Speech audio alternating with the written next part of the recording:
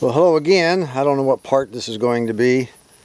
Probably 14, 15, I don't know. Don't care. Whatever it is, it is.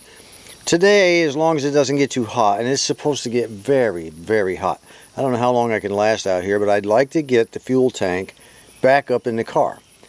Now, I don't know if I'll get the filler tube in, but I just want to get the tank up and held in with the straps and tighten, with these hooks here. I've gone ahead and primed everything that I'm going to need to do that, except for the straps. Now, these straps I bought, this was a good buy on these straps. They're only like 15 or 16 bucks. Not a budget buster, but these are nice powder coated straps. I haven't taken them apart yet. As you can see, the other ones were just so rusty and messed up. Totally messed up. I'm not gonna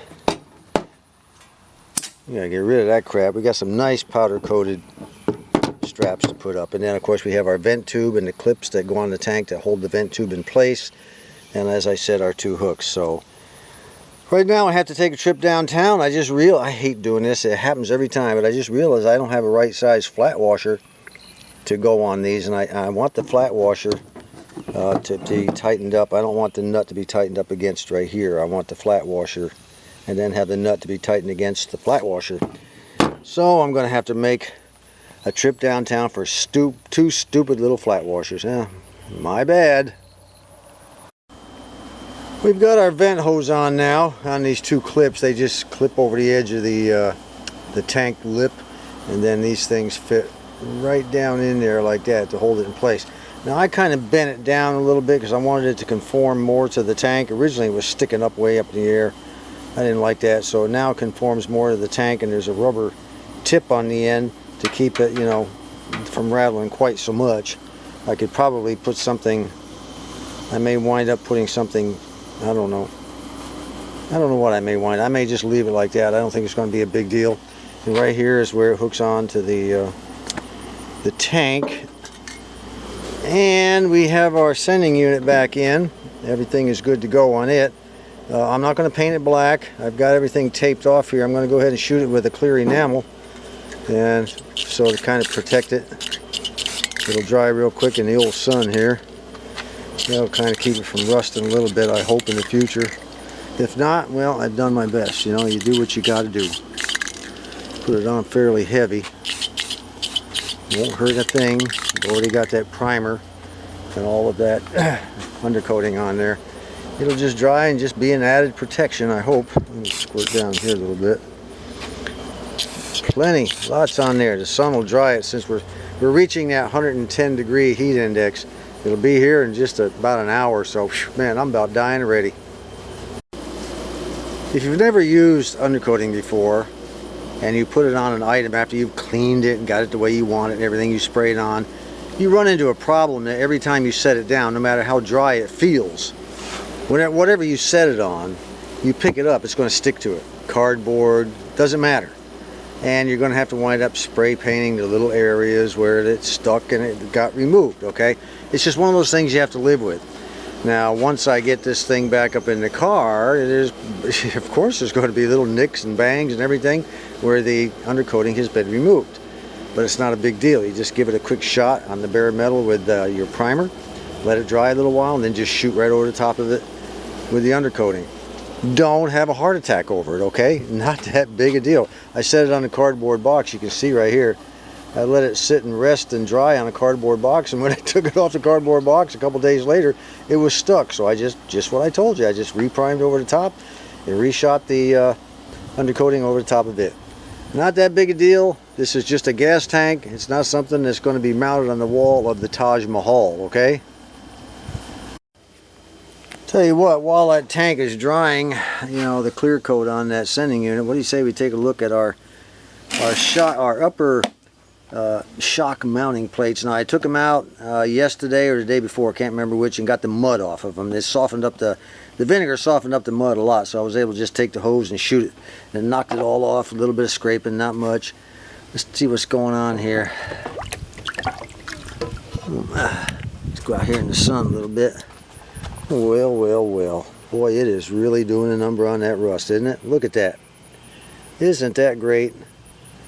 Tearing it up, I'll tell you, tearing it up. Let's see what this looks like here in a couple of days. And this, we'll just let her soak. We're in no hurry. It's going to be a while before I can buy the shocks anyway. I need to talk to Brendan about those shocks one more time. We've been going back and forth on that. He's got some good ideas, and I've got some ideas of my own. We need to mesh and come up with a solution. The last gasket to go in, or last O-ring to go in, actually, it's just a rubber deal, is the filler tube. And you know, it goes down in this slot right here, and there's a reason for that, because there's going to be a lot of pressure put on that thing as I slip that tube down in there. I intend to put some silicone grease on the tube and a little bit around here. I'm not going to put that thing in dry. I'm not going to put a dry metal tube against a dry gasket. It'll screw it all up. It'll just jam it. The most that can happen is it'll jam it in down the side. I'll never get it out. The least it'll happen is it'll just mess up the gasket, so we can't use it again. But I do have a second one, okay? All right, I'm going to let this tank cool down. It's been sitting out in the sun drying, but I'll tell you what, it's there again. See, we've already got a couple of scuff marks over there on the side, and all I did was carry it over from that table to here. So that's on the bottom, fortunately, or no, it's on the back. I'll give it a spray quickly before I stick it up in there, cover that up, and I don't know. I'm doing this alone, so wish me luck, guys. For all you newbies out there, I'm fixing to crawl under this car, and probably for an extended period of time. I'm going to be bending those metal straps, which is going to put a lot of push and pull on the body. So I've decided to really make this thing overkill safe. I don't want this thing coming down on me for any reason. I'm sure it won't anyway, but I want to make sure. So I've got it supported here. I've got it supported here. And I've got a jack stand back here on the rear of the leaf spring. And it's the same way on the other side. So we've got 6 ways from Sunday to keep this car from coming down on me while I'm under there doing my thing, sweating my butt off, trying to act like I know what I'm doing, okay? So you cannot... Look, my niece's husband was under a truck, young man, had 1 kid. She came home from work. The truck had fallen off the jack, fell on him and killed him. And she wound up having to raise her child by herself. So listen to me. You can't be too safe. Do not ever trust a jack alone. I don't care if it's hydraulic jack, scissor jack, bumper jack, I don't care, air jack, I don't care what it is. Don't crawl under a car unless you've got at least 2 to 3, maybe 4 different ways of keeping it from falling on you. I've got 6, all right? Plus this jack here is going to be jacking up the tank to help me get it up. You can't be too safe. Safe. The alternative is to die. Okay, it's as simple as that. I can't make it any clearer. One more thing about the supporting the car, you know, before some of you have a heart attack about me putting this underneath those 2 brake shoes like that.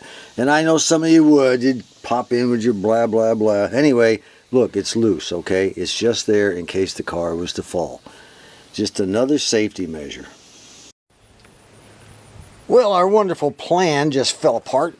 I can't believe it. Just as I was getting ready to shove this thing under the car, I heard a noise. I went underneath the car. This is the so-called insulating blanket. It fell down from the bottom of the car. Oh, man. It's kind of dirty. I'm going to have to... It's a big, thick, giant tar paper. I guess I can wash it off and put it out in the sun, let it dry for a while, and then see if we can't somehow stick it on here. I don't know how I'm going to do it. I'll figure something out. Right now, it's time for a break. She's been washed off. It had a lot of gravel on it, a lot of mud, but it's all off. Kept its shape pretty good though. Apparently this thing was taped on with this stuff here. I don't know what it is, some kind of a cloth tape they used. I'm not going to take that all off. I'm just going to go ahead and cut it right across. Leave it in the sun here and let it dry and bake for a while. And I'm going to try to figure out what I'm going to use to stick it on that tank with. You're going to have some kind of a glue. Maybe I can just use tape. I got some duct tape. Might be able to use some of it. Well, it's the next day. It's early in the morning. It's not too hot. And I've been thinking about how I can hold this thing onto the tank. Yeah, originally I thought they, fixed it to the bottom of the car, but they didn't. It was just stuck there because it had a tar-like surface. They actually put it on the tank itself, and they used this tape. It's been ripped now. This tape went down around. They probably taped it like that to hold it on. And then they did the same thing down here with this piece right here. But we're not going to do that. You know, I've already undercoated it. They taped it on here because it wasn't undercoated. It was just on plain metal.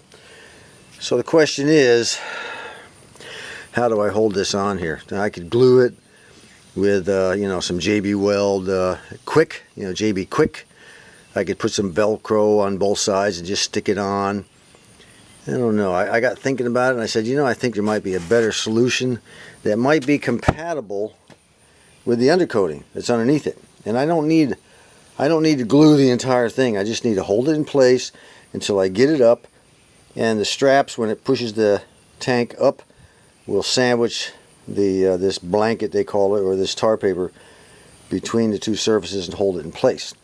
So I think, and we're going to try this. I'm taking my daughter out to lunch this afternoon at an Italian restaurant.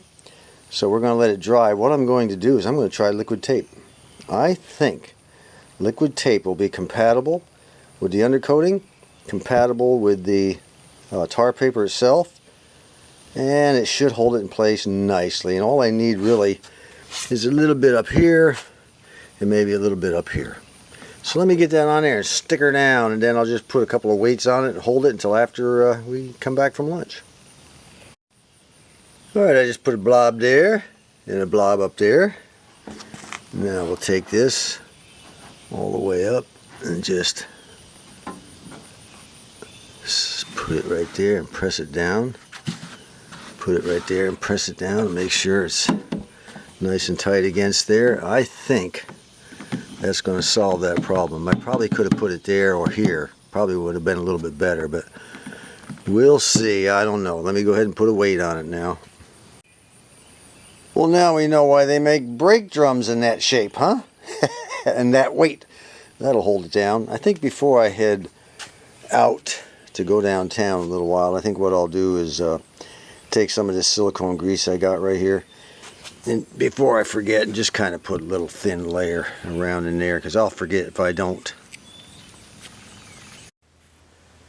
It is time to go ahead and whip up some JB Weld and fill in this sunken spot. It's going to take quite a bit of filler, but first I need to take this little sanding drum on this rotary tool here and give it a good rough up. I'll rough it up probably way out to about here. I want that thing to be really a good surface for adhesion. That sanding drum wasn't doing the trick. It was making it too smooth, as you can see. So I have switched to a grinding stone.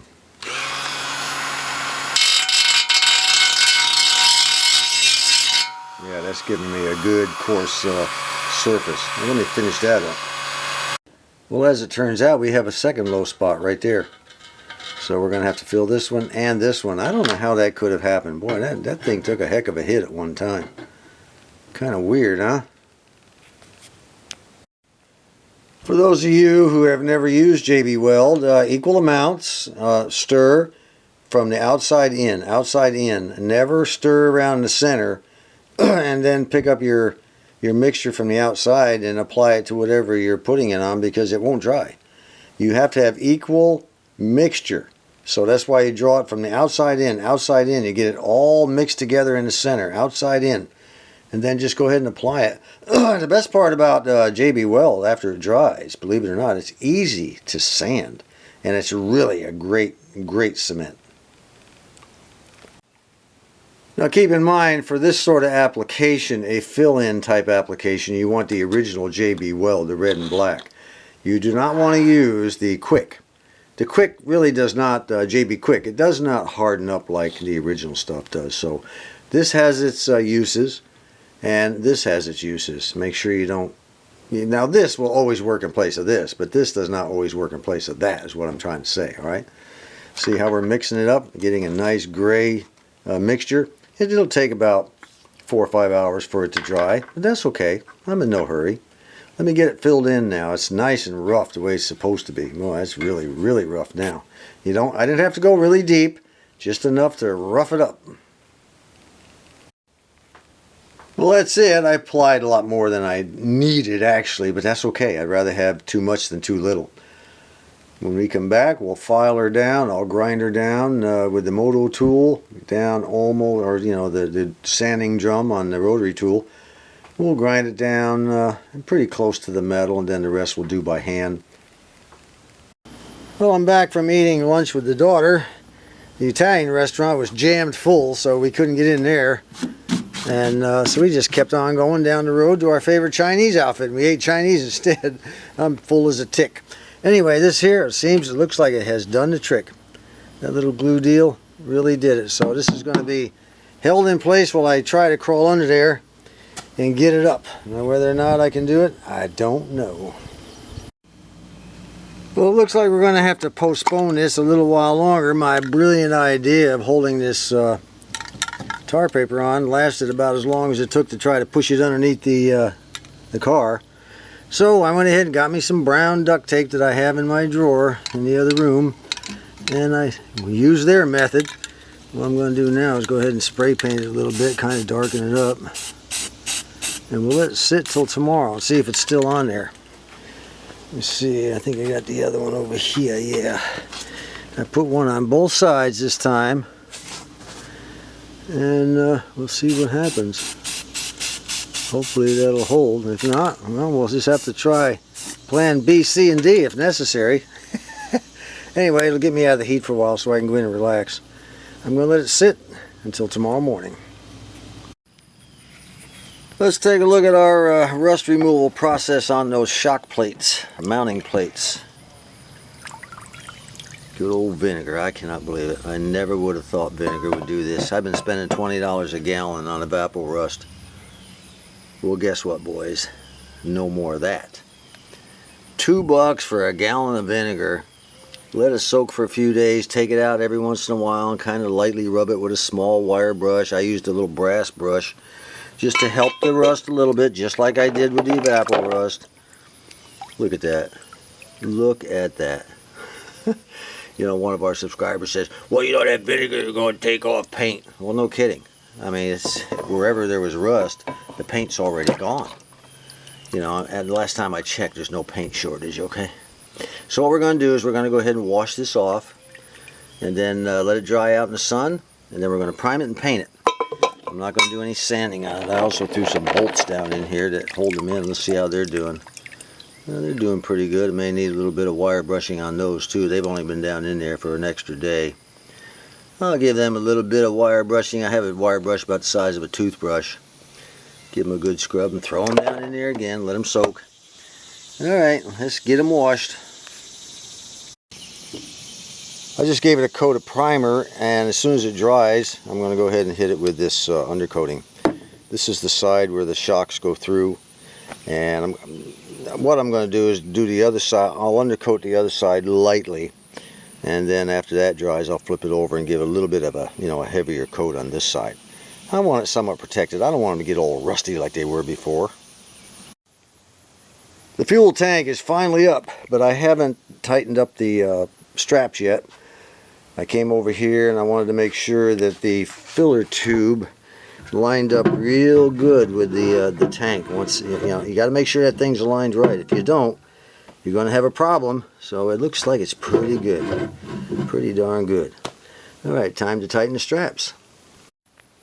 One last thing about the tank. When I took the straps off of the tank underneath, there's a couple of hooks on top, one on each side that hooks to a bracket underneath the car. And I made special note of the way those hooks were turned. I don't know if it's the right way or the wrong way, but it looks to me like it was factory.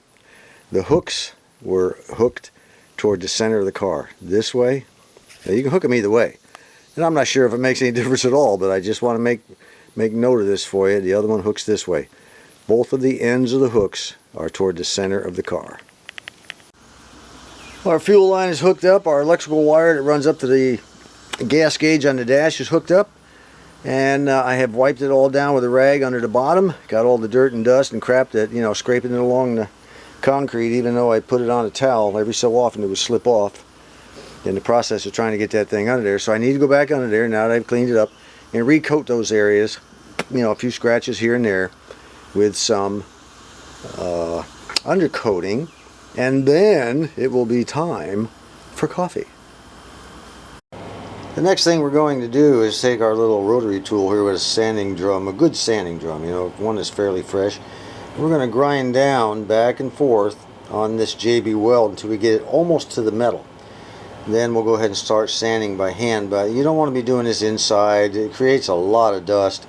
I'll take it outside, and even though it's hot as can be out there, I'll take it out there and just work it back and forth. Like I said, it sands very easy, so it shouldn't take me too long. After the first grinding, we're down to about right there, and I put a pencil mark. This is where the O-ring is going to go. So I need to take it down just a little bit more. It's slightly humped right in this area right there. So I'm going to go ahead and take it down just a little bit more, maybe a little bit by hand, a little bit with the moto tool. And then we'll give it a good fine sanding with some wet dry sandpaper. This stuff really sands good with wet dry sandpaper, by the way. It'll smooth it up real good. And then we'll take that second O-ring that I have, and we'll do some dry fitting and see what it looks like. Alright, after sanding, I remarked it with a pencil so I get it lined up really good with the gasket, or with the O-ring. Now the idea here is to make sure there's no air, you can see no light through the area that we patched. I don't see any light there at all. None on either side. By golly, I think we've got it. I think we can go ahead and stick this back in the car. You know, it's amazing. I washed this thing out and washed it out, and when I stick my nose down near it, I can still smell gas. I don't know. I wish I had a long, great big long thing I could soak this in vinegar too, but I don't. So we're just going to have to live with what we got. I've given it a really good washout. There's not much. There's a little bit of dust in there. I may run a rag through it a little bit, but that's about it. Anyway, let's see if we can clean it up a little bit more, get this O-ring off, and maybe get it back in the car in this video. If not, we'll do it in the next video. I'm not going to rush it at this point. It's been a lot of work getting this tank in and getting it ready and getting everything squared away, so I don't want to go nuts and get in a big hurry, okay? You know, I just came up with another one of my brilliant ideas. Yes, it's brilliant. You know, if vinegar will remove all that rust from those plates and everything that we've been soaking it in, it should be able to remove any rust, residual rust down inside this filler tube. Well, how am I going to do that? Well, it's easy. I've got an old chimney cleaning fiberglass rod from when we had our wood stove, and I've got a rag. Yes, that's what we're going to do. We're going to treat this baby like a gun barrel, and this is going to be the cleaning rag. And this is going to be the rod. So let me go ahead and wring a little bit of it out. We'll get it started going down in there with the rod. Guess what? The first rag is all soaked up and down in the barrel. And we're going to leave it there because I have a second rag. We're going to stick these babies down in there, and we're going to let them stay in there and soak down in that tube. And hopefully it'll remove a lot of the rust that's loose. There's not much down there, but I'd like to get it out of there. You know, I don't want to wash it down into our brand new tank the first time I put gas in the car. So we're going to do our very best to get as much of it out as we can. Well, unfortunately, 2 rags did not fill up the entire tube. I was kind of hoping it would do that. However, we're lucky because I got a 3rd rag. Well, there we are. All 3 are soaked with that vinegar in there, and I duct taped both ends together. And just covered it all up. No, I didn't duct tape them together. I duct taped them up. Would have been kind of neat to be able to duct tape them together, huh? Anyway, we'll just let it set for a couple of days, and then we'll just kind of roll it every once in a while, give that vinegar a chance to, you know, settle in different spots. At the very least, it's going to help, okay? Let's move on to our next little project, or get you prepared for the next video. I'll be taking a trip down to Dollar Tree in a little while. I want to pick up a turkey baster. We're going to go ahead and have a turkey baster. It has a squeeze ball on top. We're going to suck all of the brake fluid out of the master cylinder, get it as dry as we can, and wipe it all out with a rag. That'll be step 1. Then we're going to come back here and we're going to remove these brake cylinders, and I'm also going to remove the brake lines. The brake lines on the back of this car are so rusty. I think they're dangerous. Now here's what that brake line looks like. That is nothing but pure rust. Listen to it. Nothing but pure rust right there. So it's got to come out. And it had undercoating on it at one time, but it's long gone from sitting out in those fields. Pitted and everything. So when you do this sort of thing, when you remove these brake line fittings from the back of the wheel cylinders, let me back up here a little bit. You don't want to be using one of these, okay? Don't use one of these. If you do, you'll round off the corners, and also don't use one of these. It does the same thing. If you choose to use one or two of these, you'll ultimately wind up having to use one of these, because it will not, these things were not designed to remove brake line fittings. What you need is an actual brake line tool. Let me show you. This is a flare nut wrench. Now this one's 3/8 by 7/16 because we're working on an old American car. Of course it's going to be American sizes, and they do come in metrics and all that. But you'll notice that it's closed almost all the way around, and it doesn't have multiple ridges on the inside of the wrench like this one does, and for this one for sure. This thing is designed to remove flare nuts, and that's the kind of nuts these are that screw in the back of these wheel cylinders. Also the fittings that hold the various brake lines together. See that baby back there? That's a flare nut. You try using the wrong wrench, you're going to round it off, and then you got all kinds of problems. But we're going to be cleaning this whole thing, and we're going to be using this. All of that will be done next time. Remember, these things here are not designed to remove flare nuts. Well, that's what's going to happen next time. We're going to go ahead and get that master cylinder out, get those cylinders off the wheels, get everything squared away, and then we'll put the filler tube back in. That thing right there is going to be cleaned up. I have the ring soaking in the I have the thing soaking in the vinegar. But if we're going to get it all cleaned up and squared away. And hopefully, hopefully I'll have a decision on those shocks. What we're going to do about the shocks. I just want to talk to Brendan a little bit more about it. Like I said, he's a master mechanic as well as being an electronics expert. So, you don't discount people that have years of experience. You just don't. And he's one of them that I'm never going to discount. So until next time, when everybody finds out what we're going to decide to do, because I want this car down, I want the carburetor rebuilt, I want gas in it. I want to hear it run again. It's killing me not to have it run. We're really, really moving along.